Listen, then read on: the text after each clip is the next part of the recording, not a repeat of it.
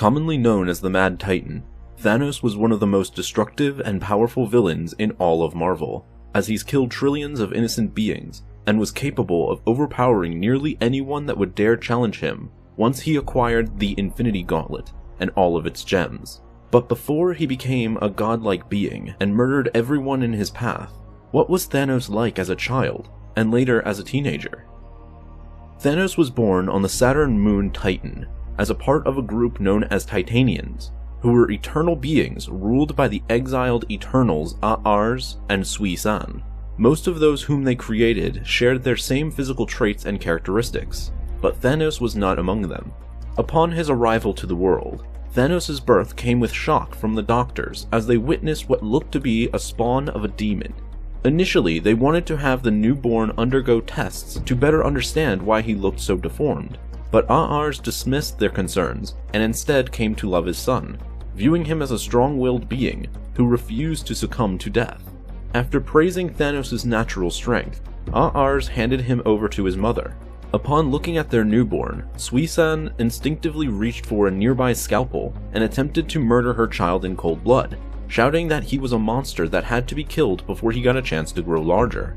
Surprised at her reaction, A'ars had the frantic woman sedated before he took Thanos away to safety. She later was sent to a mental hospital and restrained, as she remained insane ever since.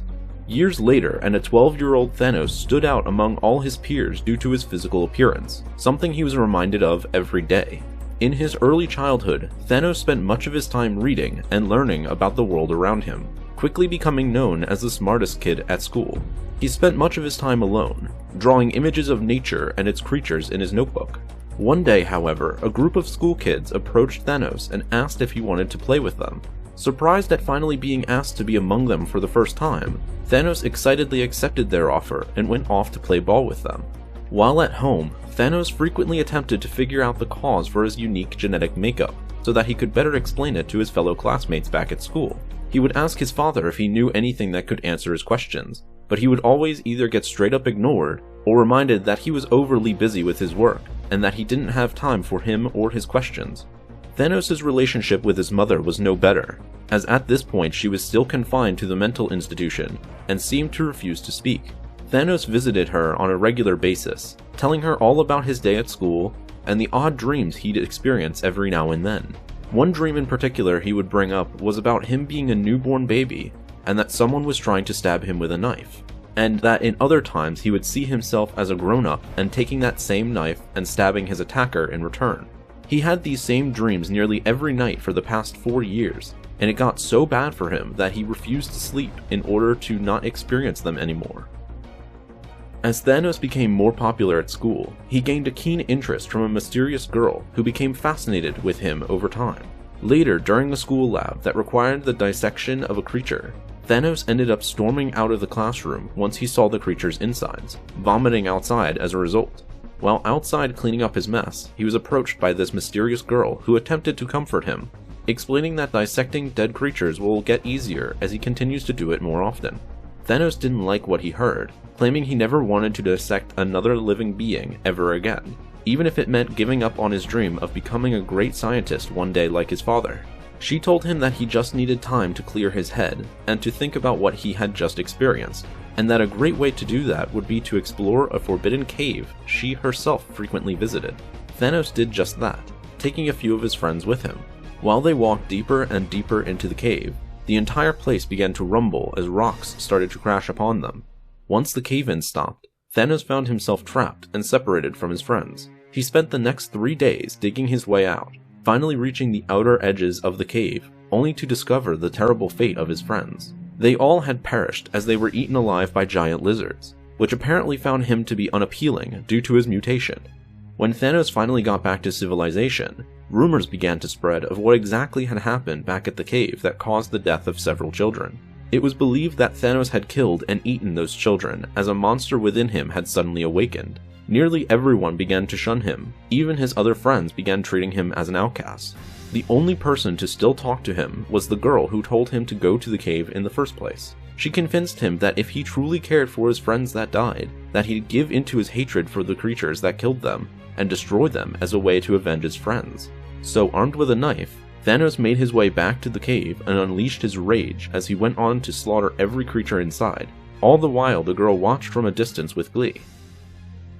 Years later, a teenage Thanos had fully overcome his fear of killing and dissecting creatures. He quickly passed all his lab tests, fully dissecting creatures and studying them so effectively that he was able to describe their entire life story from just examining their organs alone. He got bored with school as it didn't have enough to teach him, so he went on to create his own secret laboratory where he experimented on his own accords. He experimented on live creatures, painfully removing their body parts one at a time, just so he could study them for knowledge. He viewed himself at this time as a valued scientist, bent on discovering the answer to who he really was and why he was so different from everyone else. Despite his dedication to science, he made little gains on answering his biggest questions. His only friend now, the girl who's been at his side ever since his first killings, went on to convince him that he had to take his experiments to the next level if he wished to figure out who he truly was. Desperate in obtaining those answers, Thanos ended up kidnapping a young couple and brought them to his secret laboratory. He went on to dissect them just like he had done to all the animals before. Days later, people began to wonder where that couple had gone. Over time, it was believed they were murdered, which would have been the first time anyone had been murdered on Titan since the moon housed life. More and more children began to disappear, which began to cause alarm among the people. Thanos' father dismissed these concerns, believing that murder on his moon was impossible. But the same could not be said about Thanos' mother, who knew right away that it was her son who had been committing these heinous acts. She finally spoke to him, perhaps the first time since she returned home from her confinement, that she knew the monster he truly was. Thanos dismissed her statement, but then began to doubt himself. The next day, Thanos went out to the place he buried his victims, and claimed he would burn their bodies and cease his experimentations on the people of Titan. The female friend asked if he had enjoyed what he had done, a question that offended Thanos, who claimed that he was a scientist, not a butcher that enjoyed senseless murder. After burning the last bodies, Thanos vowed to never kill again. 2 weeks later, and Thanos was back there again, burying his latest victim. He admitted that she was right, that he did enjoy killing. She reassured him that he shouldn't be ashamed of his actions, that he was just doing what was in his nature. Finally, after all these years, Thanos revealed his true feelings toward her. She was the only person in his life that understood him, who even tried to do so. He wanted to run away with her to someplace they could be together alone forever. He then tried to give her a hug, only to be slapped by her in return. She now knew she had full control over him as he admitted his love toward her. She then called him out for being weak and a coward, and for taking so long to finally accept who he was. That those who feared themselves were unworthy of love, but that he had potential to change all of that by fully embracing his twisted nature. And so Thanos did. He fully embraced the evil within him. He then did the unthinkable. He kidnapped his own mother and brought her to his laboratory. When she awoke, he gloated to her of all the ill doings he'd done over the years, all the instruments of torture he created, and all the murders he committed. How all that time he convinced himself he was doing it all to find answers, while in reality he just loved killing. It was that simple, and she was right about him from the very beginning. He then grabbed a knife and murdered her, cutting her up like all his previous victims. Once she was dead, Thanos recalled the day he was born and how she tried to kill him. He apologized to her, not for the murder, but that she failed to kill him when she had the chance. And after that, Thanos began to walk his conflicted path to attaining ultimate power, just so he could win the love of the girl who's always been at his side. Unknown to Thanos, however, she was in fact the manifestation of death, who had been casually manipulating him from the very beginning for her own sadistic agenda. Thanks for watching this episode of Hero History. Be sure to like and subscribe for more videos like this one. And as always, have a marvelous day.